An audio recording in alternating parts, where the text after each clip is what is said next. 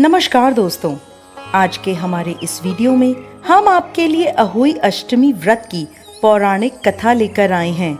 एक समय की बात है, किसी नगर में एक साहूकार अपने 7 बेटे, 7 बहुएं और एक बेटी के साथ रहता था। दीपावली से कुछ दिनों पहले घर के आंगन को लीपने के लिए साहूकार की बहुएं और उसकी बेटी मिट्टी लेने के लिए गईं। मिट्टी खोदते समय साहूकार की बेटी की खुरपी से स्याऊ के बच्चे मर गए। यह देखकर स्याऊ नाराज हो गई और बोली, जिस तरह तूने मेरे बच्चे मारकर मुझे निसंतान किया है, उसी प्रकार मैं तुझे भी निसंतान कर दूंगी। मैं तेरी कोख बांध दूंगी।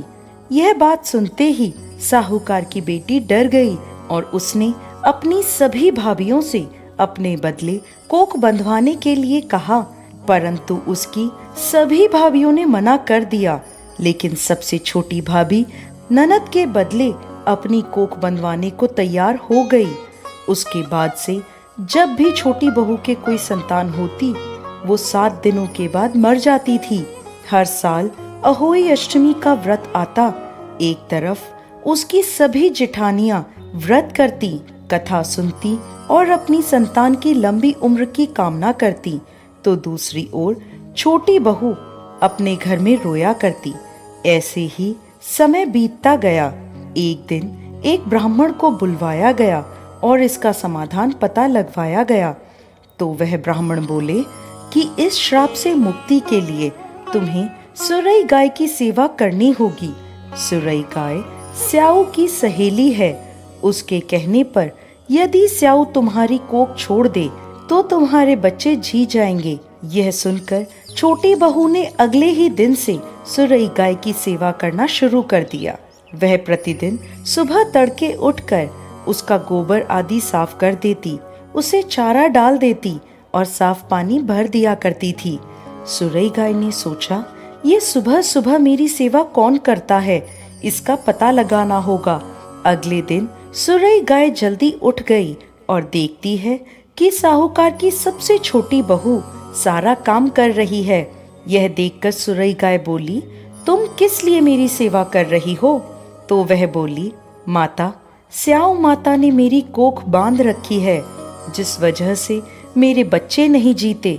यदि आप उनसे कहकर मेरी कोख खुलवा दो तो मैं आपका बहुत उपकार मानूंगी। यह सुनकर सुरई गाय उसके साथ 7 समुंदर पार स्याऊ माता के पास चल दी। रास्ते में थक हार कर वो दोनों एक पेड़ की छांव में बैठ गए। जिस पेड़ के नीचे वो दोनों बैठे थे, उस पेड़ के ऊपर गरुड़ पंखनी का घोंसला था, जिसमें उसके छोटे छोटे बच्चे थे। थोड़ी देर में साहूकार की छोटी बहू ने देखा कि वहां एक सांप उन बच्चों को खाने के लिए आया है। यह देखकर छोटी बहू ने उस सांप को मार डाला। जब गरुड़ पंखनी वहां आई तो उसने पेड़ के आसपास रक्त देखा, जिसे देखकर उसे लगा कि इसने मेरे बच्चों को मार दिया है। वो अपनी चोंच से साहूकार की छोटी बहू को मारने लगी। तब वह बोली, मैंने तुम्हारे बच्चों को सांप से बचाया और तुम मुझे ही मार रही हो। ये सुनकर गरुड़ पंखनी खुश हो गई और बोली, तुम जो चाहे मुझसे वर मांग लो। तब छोटी बहू बोली, बहन, 7 समुद्र पार स्याऊ माता रहती है, तुम हमें वहां तक पहुंचा दो। गरुड़ पंखनी ने उन दोनों को अपनी पीठ पर बिठाया और 7 समंदर पार स्याऊ माता तक पहुंचा दिया। स्याऊ माता सुरई गाय को देखते ही प्रसन्न हो गई और बोली, आओ बहन, बड़े दिनों में आई हो, अब आई ही हो तो मेरे बालों में से जुएं निकाल दो।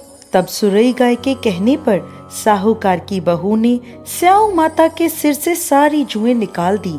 इस पर खुश होकर स्याऊ माता ने छोटी बहू को आशीर्वाद दिया कि तेरे 7 बेटे और 7 बहुएं हों।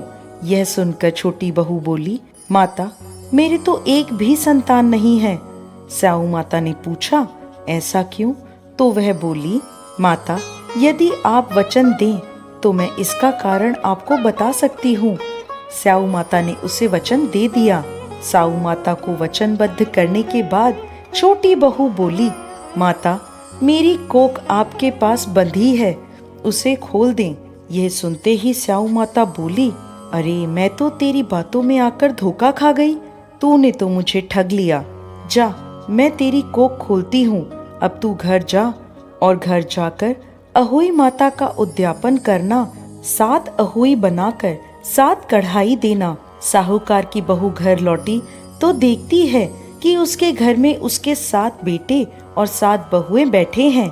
यह देखकर वो बहुत प्रसन्न हुई। उसने 7 कढ़ाई और 7 अहोई बनाई और अहोई अष्टमी का उद्यापन किया। उधर दूसरी ओर जेठानियां बोली, चलो सब जल्दी जल्दी पूजा कर लो, अभी छोटी बहू का रोना धोना शुरू हो जाएगा।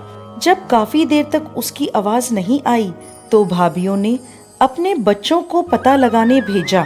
बच्चों ने आकर बताया, माँ वहाँ तो उद्यापन का कार्यक्रम चल रहा है। ये सुनते ही सभी जेठानियां छोटी बहू के घर पहुंची और पूछने लगी कि तुमने अपनी कोख कैसे खुलवाई। तब वह बोली, भाभी साऊ माता ने मुझ पर कृपा करी और मेरी कोख खोल दी। सभी लोग अहोई माता की जय जयकार करने लगे। हे अहोई माता, जैसे आपने पहले साहूकार की छोटी बहू पर कोप किया वैसे किसी पर मत करना, और जैसे बाद में उस पर कृपा करी वैसे ही इस कथा को कहते, सुनते और हुंकार भरते सब पर कृपा करना। कथा अधूरी हो तो पूरी करना और पूरी हो तो मान करना। जय अहोई माता।